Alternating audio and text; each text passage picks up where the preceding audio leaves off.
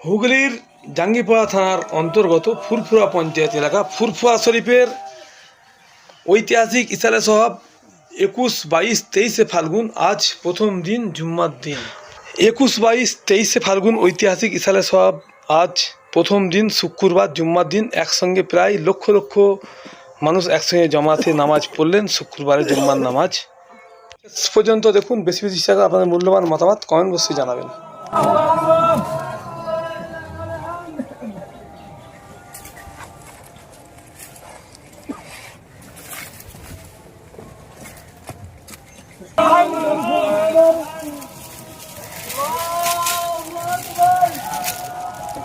Allah